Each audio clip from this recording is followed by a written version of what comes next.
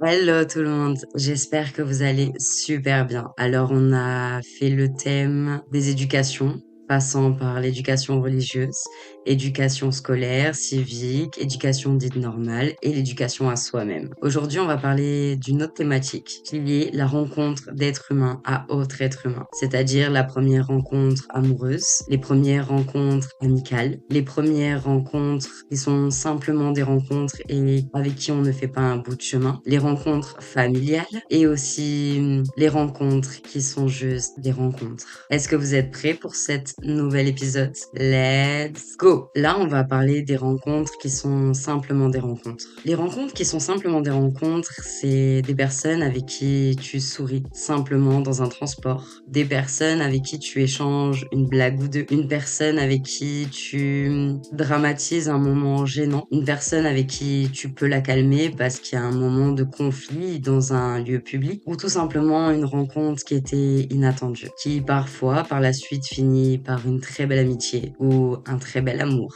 Une rencontre simple, on en fait à peu près tous les jours. Même ceux qui ne sont pas réellement sociables, ils en font. Il y a le premier step de rencontre. Il y a celle où t'as la politesse. Tu rentres dans un transport ou dans un café et tu dis bonjour. Tu rencontres une personne. Et parfois, tu discutes un peu plus profondément avec cette personne. L'espace d'un verre, l'espace d'un instant, l'espace de quelques minutes ou quelques secondes. Et parfois, c'est ces rencontres-là qui te font changer ou confirmer le cours de ta vie. Ces rencontres-là sont inattendues, sont juste à couper le souffle. C'est des rencontres que même parfois, tu peux les re-rencontrer des années après. Des rencontres qui sont parfois éphémères, à court, moyen ou long terme, mais qui restent éphémères. Ces rencontres, qu'elles soient positives ou négatives, elles sont toujours constructives. J'ai souvent entendu la phrase qui dit soit je fais une belle rencontre, soit j'ai une belle leçon pour avancer. Mais en gros, je ne suis jamais perdant. Je suis à chaque fois gagnant, quoi qu'il arrive. C'est vrai que c'est plus dur à mettre en forme dans la matière, ça soit vraiment factuel. C'est plus compliqué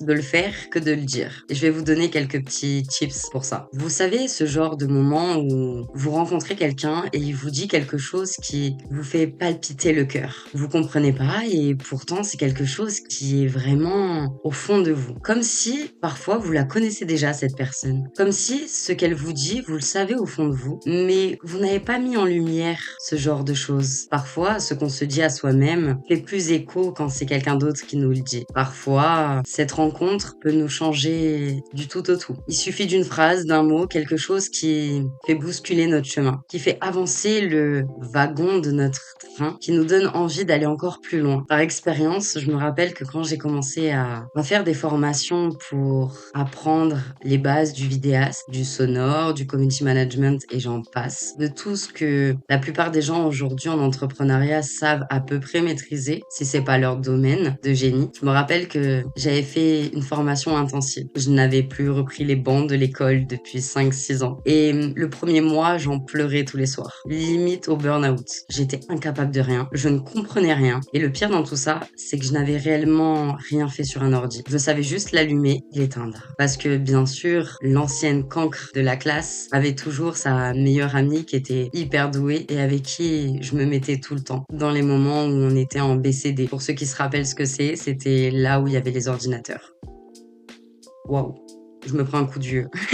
Enfin voilà. Et du coup, elle faisait le travail que je ne voulais pas faire. Puis elle savait que de toute façon, on mettrait 3 heures de plus si c'était moi qui le faisais. Je me contentais du strict minimum. Et pour mon projet qui est assez grand et assez ambitieux, il a fallu que je me dépatouille toute seule. Et j'en ai beaucoup pleuré. Je suis allée voir la responsable et je lui ai dit, écoute, je vais arrêter là. Elle me regarde droit dans les yeux et me dit, non, tu ne vas pas arrêter là. Comment ça, je ne vais pas arrêter là? Elle me dit, on va faire un pacte.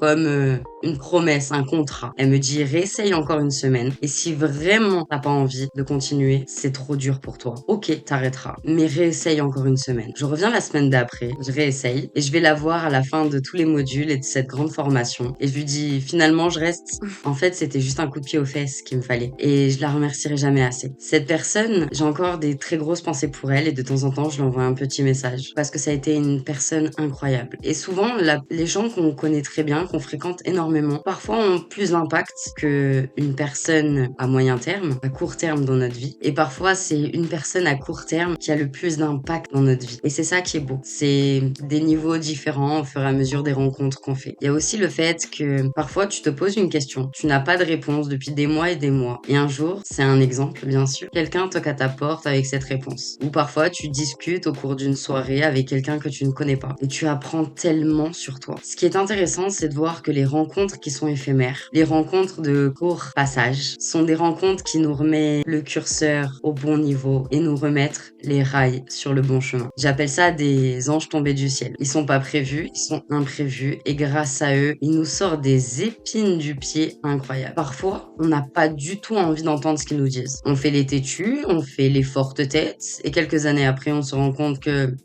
il avait raison ou elle avait raison. Parfois, c'est juste un chemin qui s'éclaire. Quelqu'un qui te dit t'as déjà pensé à ça alors que c'est quelque chose que t'as déjà pensé mais que tu n'osais pas faire. Et vu comme la personne te le dit, bizarrement, il y a quelque chose dans ton cerveau qui se clique et tu vas le faire. Ça, j'adore aussi ce genre de rencontre. Il y a aussi le genre de rencontre où tu ne fais que écouter. Tu n'as rien à prendre pour toi, rien à prendre contre toi, mais juste écouter parce que la personne avait besoin d'être écoutée. Et parfois, c'est toi-même. Parfois, c'est toi qui as besoin de parler et tu tombes sur la personne qui va t'écouter. Et ça, c'est juste réconfortant et super attendrissant. Parfois, ce genre de rencontre, c'est quelqu'un qui va sortir une rage, quelque chose qui dormait au fond de toi, que tu n'arrivais pas à laisser exprimer et qui finit par éclater au grand jour. Parfois aussi, c'est des gens qui te mettent dans des états où tu te dis mais je ne supporte pas ce genre de comportement. Et si tu es un peu dans l'introspection, la plupart du temps, tu te rends compte que tu es en miroir avec cette personne et que ce que tu reproches à cette personne, soit tu n'arrives pas à le faire et tu as une part de jalousie, soit tu es exactement comme cette personne et tu te rends compte que ok, parfois c'est un peu embêtant ce genre de comportement. C'est ça que j'aime beaucoup dans les rencontres éphémères. Parfois, il y a ces petites minorités de rencontres éphémères que tu penses qu'elles sont éphémères et parfois, en fait, elles durent assez longtemps pour être un chemin partagé à 2, à 3, 4, 5. Ça dépend si c'est des amitiés ou un amour. Ça dépend de quel style d'amour et quel style d'amitié, bien sûr. Parfois, il y a ces rencontres éphémères où tu les vois un laps de temps, tu les revois plus de nouvelles, rien du tout. Et d'un coup, tu reçois des nouvelles quelques années après, quelques mois après, et vous reprenez là où vous êtes arrêté. Ces rencontres qui sont la même rencontre, mais en plusieurs étapes, j'appelle ça des rencontres éphémères à plusieurs étapes. Il y a aussi les rencontres de cœur à cœur. Les rencontres de cœur à cœur, c'est juste, il n'y a pas de mots, il y a un regard et il y a un sourire.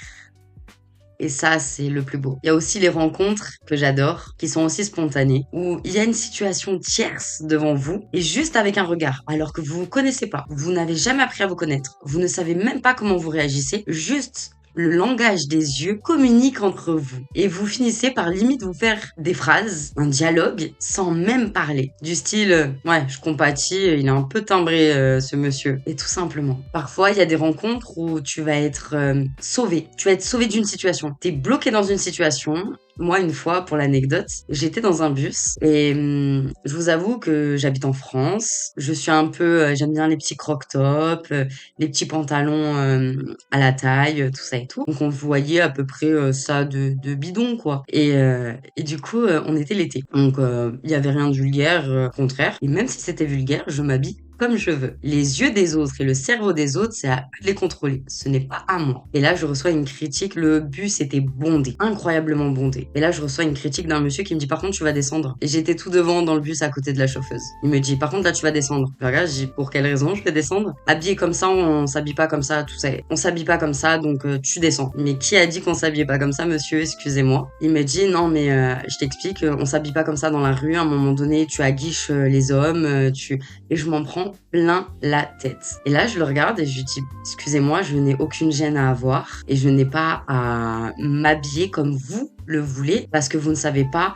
penser autrement qu'avec votre tête, tout simplement. Et je n'ai pas à me conformer à ce que monsieur veut, alors que j'ai envie de faire comme j'ai envie. Je ne vais pas me conformer à ce que monsieur veut. J'ai ma liberté, donc je fais exactement ce que j'ai envie et je n'ai aucun compte à rendre à personne. Et si j'avais réellement des comptes à rendre, c'était à mes parents, mais c'est tout. Et en grandissant, je n'ai plus aucun compte à rendre à personne, à part à moi-même, mes valeurs, mes principes. Et ça n'engage à rien d'être trop couverte ou pas assez couverte. Ça n'engage en rien la qualité et la valeur valeur d'une femme ou d'un homme. Ça n'engage en rien sa fiabilité ou la personne qu'il est réellement dans son cœur. Ça n'engage en strictement rien du tout. En l'occurrence, ça continuait à aller un peu haut dans les tours. Je vois que le monsieur est très énervé, le monsieur m'insulte, le monsieur m'a craché dessus. Et je le regarde, alors je suis quelqu'un de très impulsif, donc je me suis énormément contrôlée parce que j'avais envie de lui en mettre 2-3 quand même dans le bus. Donc je finis par lui dire, est-ce que je vous juge? Je vous donne le respect, vous me devez le respect. À un moment donné, ça va dans les deux sens. Vous n'avez pas à ne pas me respecter juste parce qu'il y a quelque chose qui vous dérange. Le monde ne tourne pas autour de vous, monsieur. Et là, j'ai la chauffeuse de bus qui s'arrête, qui pile d'un coup et qui dit, monsieur, si vous continuez votre comportement, c'est vous qui allez descendre. Je vous le dis tout de suite. Donc, soit vous vous taisez, soit vous descendez tout de suite. Ça s'est pris un peu la tête. Elle a ouvert les portes. Le monsieur est descendu. Et cette personne, je ne l'ai plus jamais revue. Et c'est souvent des rencontres qui te font vibrer. Des rencontres où il y a quand même de l'humanité. Il y a quand même quelque chose de beau. Et ces rencontres-là, qu'elles soient positives ou négatives, parce que du coup, la rencontre du monsieur, je ne l'ai jamais plus revue après ce monsieur-là. Et d'ailleurs, pour l'anecdote, ce monsieur-là, je l'avais vu une semaine avant dans le bus et je lui avais laissé ma place parce qu'il avait un accident. Il a eu un accident, il avait un problème à la jambe. Voilà, pour l'anecdote. Donc c'est un peu border, quand même, comme comportement. Et du coup, j'ai le plaisir de vous dire aujourd'hui que j'adore les rencontres éphémères. Ces rencontres que tu ne t'attends pas. Les rencontres cadeaux. Les rencontres surprises où tu déballes doucement les ficelles de ton cadeau. Et tu découvres quelque chose qui est toujours enrichissant. Qu'elle soit positive ou négative, elle est enrichissante. Pour l'anecdote du monsieur qui m'a insulté, qui m'a enrichi, c'était de me dire, impose-toi, n'aie pas peur du regard des gens. Et à ce moment-là, j'avais très peur du regard des gens. Et dans ma tête, c'était soit ça me bloque totalement, soit au contraire, je m'en foutisse et je m'habille comme je veux. Et je n'ai aucun compte à rendre à personne. C'est tout pour moi. Et n'hésite pas à me dire en commentaire ton anecdote, qu'elle soit négative ou positive, surtout constructive et ce que tu en as fait derrière de ces rencontres éphémères. Je te fais plein de gros bisous et je te dis à très vite. Ciao, ciao!